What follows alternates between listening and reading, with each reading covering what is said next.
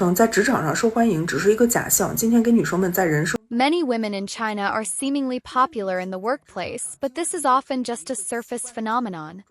Today, I want to remind my female friends to be cautious about a hidden trap they may encounter on their career path. You may be smart, beautiful, and ambitious, and the people around you may speak highly of you. Everything seems to be going smoothly, and you may even feel that you are a capable and important person. However, it is in such circumstances that a confusing phenomenon often occurs. You realize that you don't really understand the company's core interests. Industry trends and company strategies seem to always come from your male colleagues, as if they have a better grasp of the bigger picture than you do. Why is this happening? Clearly, you are excellent, but why do your male colleagues seem to have better insights? This is because many women are marginalized in the workplace without even realizing it. This marginalization is very subtle, so much so that it's hard for you to notice.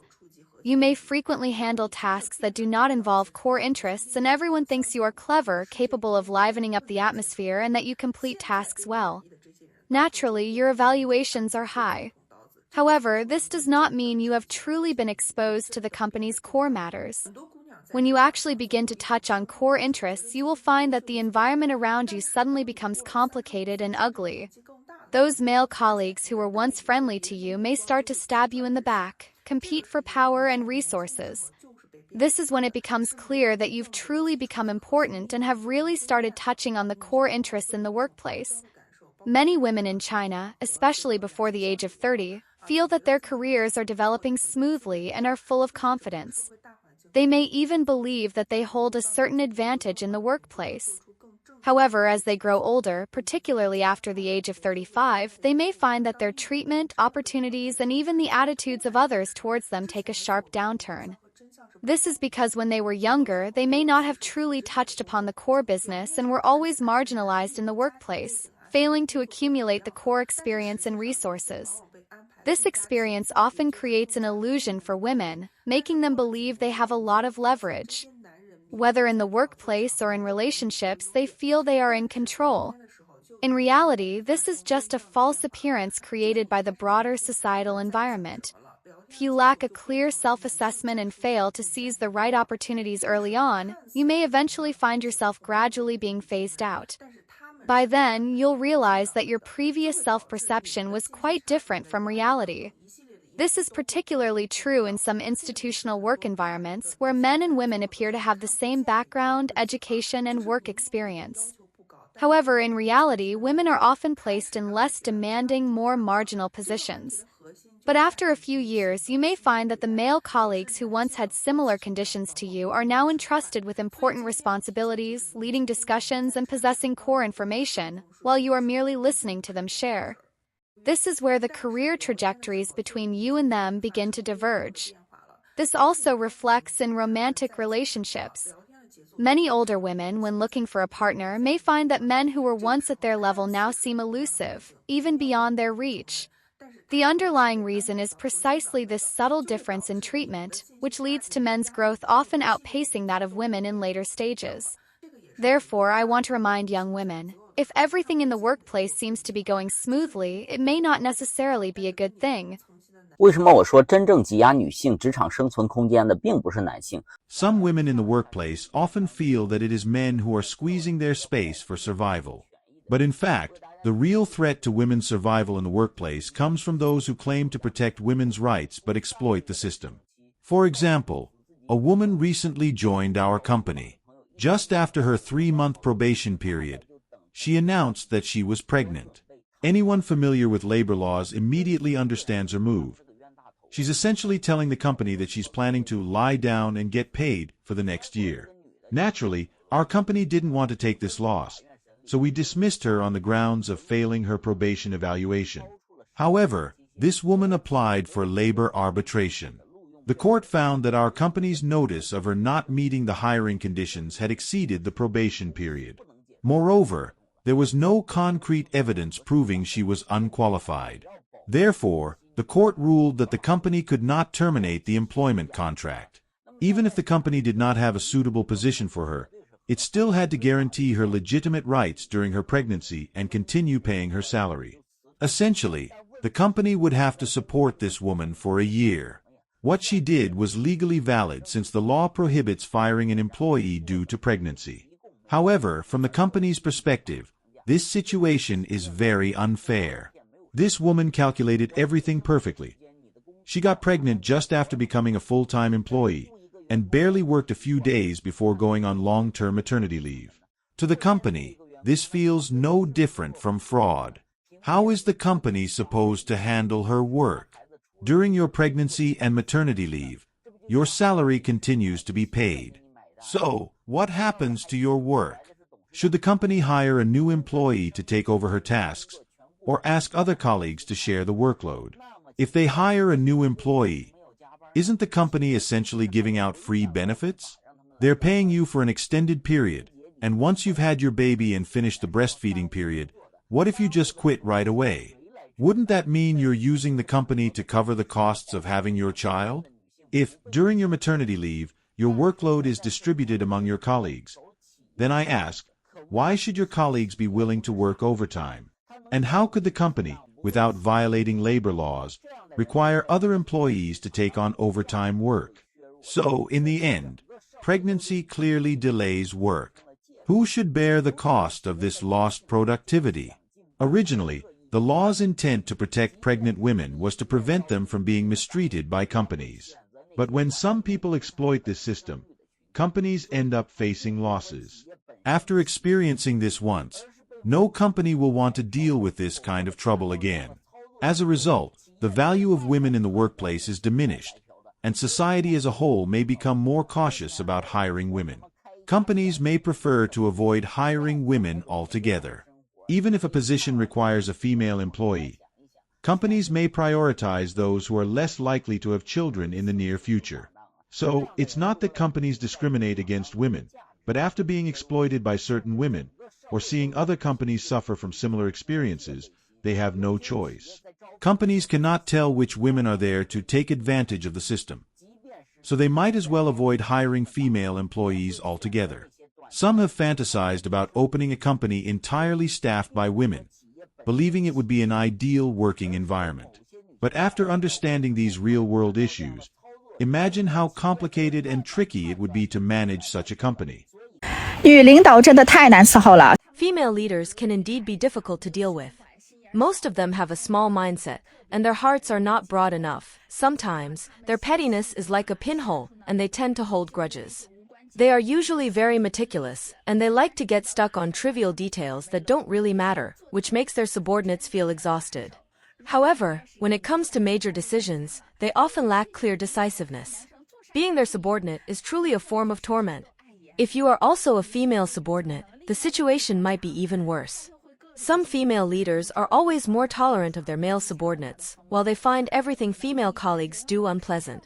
If you are a competent woman and attractive, they might get jealous of you, always feeling like something is wrong with you, worrying that you will steal their spotlight. If you're not very capable and are a simple, honest person, the female leader might exclude you or even bully you. In short, no matter what you do, it's hard to make them satisfied. In my 13 years of work experience, I have encountered 3 or 4 female leaders, and all ended with unpleasant disputes. So, I advise everyone to avoid such female leaders if possible. Of course, there are also easy to get along with female leaders in the world, but based on my personal experience, the female leaders I've met have not been very compatible. Therefore, I think it's important for sisters to be cautious when dealing with female leaders in the workplace. 年轻貌美的女下属。没错。 Beautiful women in the workplace often face a common misunderstanding. People tend to believe that their promotions are not due to their abilities but because of their attractive appearance.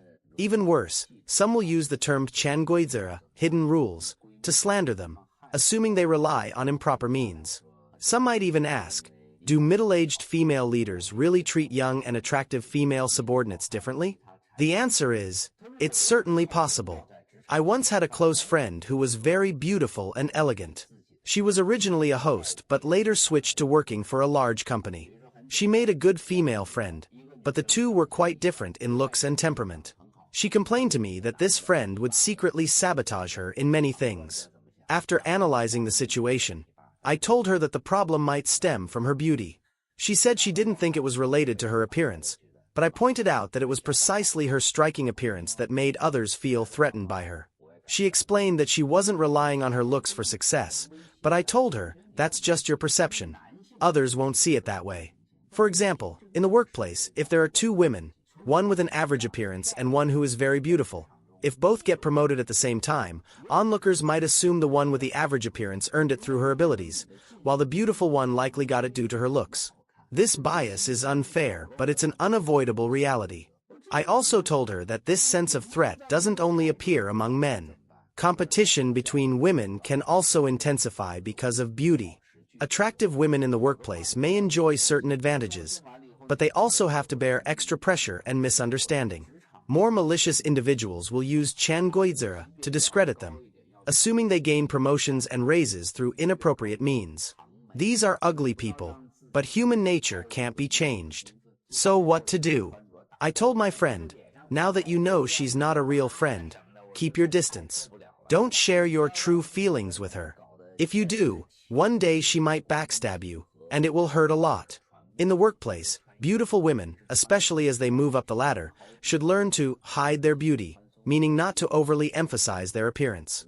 For example, they could choose more conservative clothing styles, avoiding outfits that are too tight or accentuate their curves. This doesn't mean intentionally making oneself unattractive, but rather avoiding unnecessary attacks due to beauty. We are not discriminating against beautiful women. We are simply describing an objective phenomenon in the workplace. While we can't change how others think, we can adopt certain strategies to minimize the negative impact.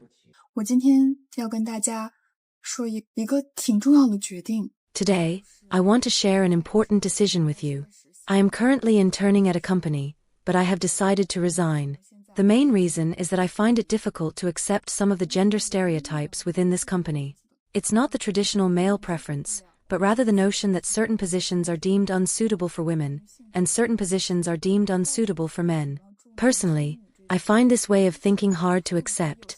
I majored in human resource management in college and have always been taught to respond flexibly, addressing specific issues on a case-by-case basis, without letting gender stereotypes influence decisions.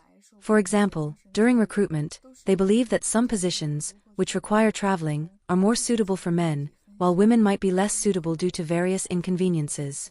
I understand that this consideration is intended to be considerate of women, but I think such considerations are unnecessary, and I really cannot agree with their practice of treating women differently. Additionally, for administrative positions, they also prioritize women, believing that women's attention to detail and attitude may be more suitable.